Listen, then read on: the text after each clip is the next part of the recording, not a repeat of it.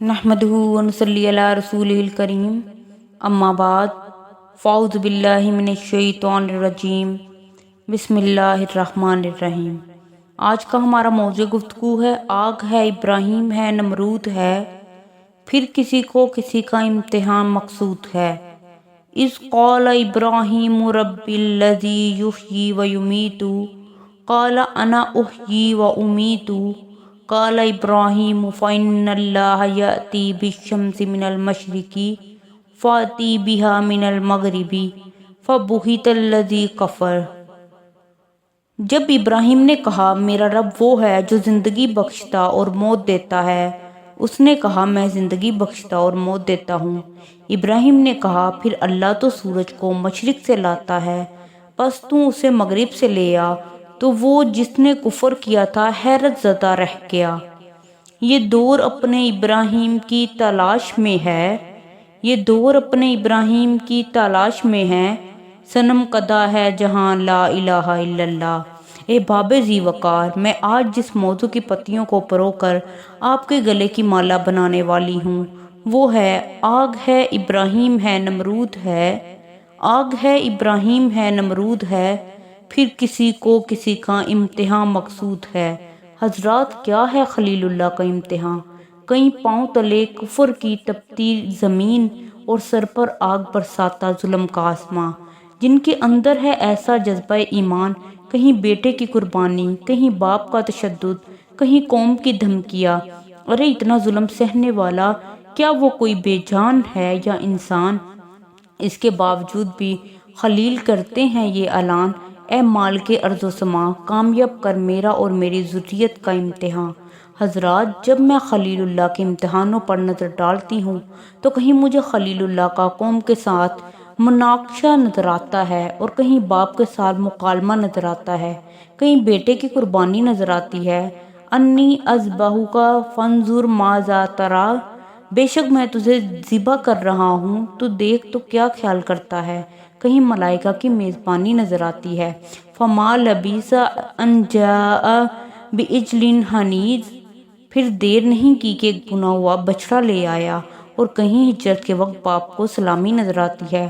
قال سلام علیک ساستغفر لک ربی، کہا تجھ پر سلام ہو، میں اپنے رب سے تیرے لیے ضرور بخشش کی دعا کروں گا، اور کہیں قوم کی ہٹ درمی پہ پیشمانی نظر آتی ہے۔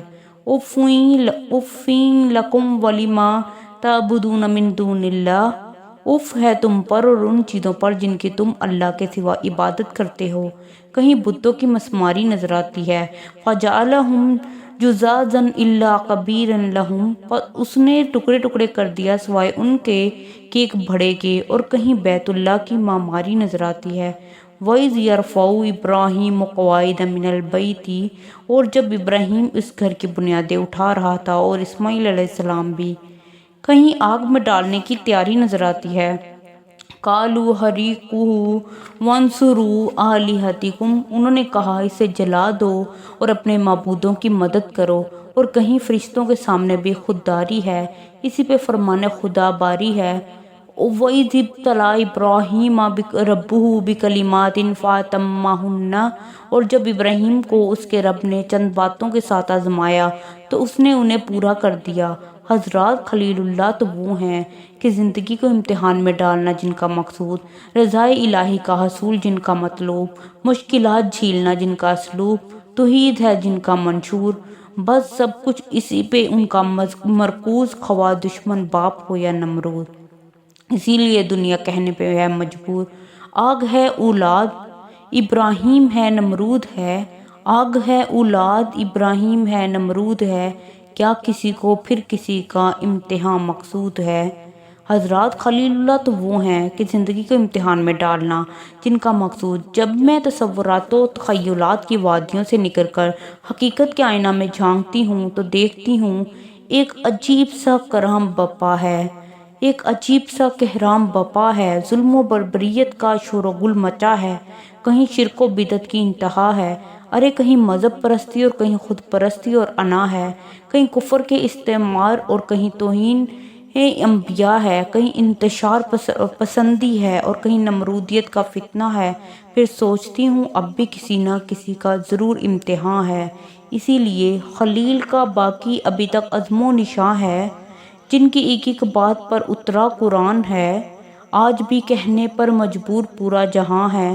آگ ہے اولاد ابراہیم ہے، نمرود ہے، کیا کسی کو پھر کسی کا امتحان مقصود ہے۔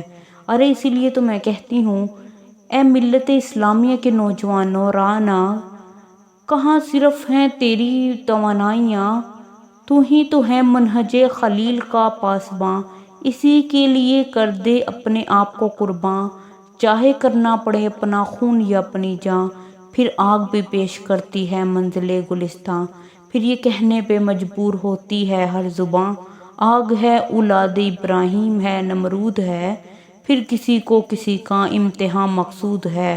حضرات، آج بھی شرک و بدعت اور روایات غلیظہ سے امت کو نکالنے کے لیے حضرت خلیل کی ابتلا اور آزمائش کو سامنے رکھنا ہوگا۔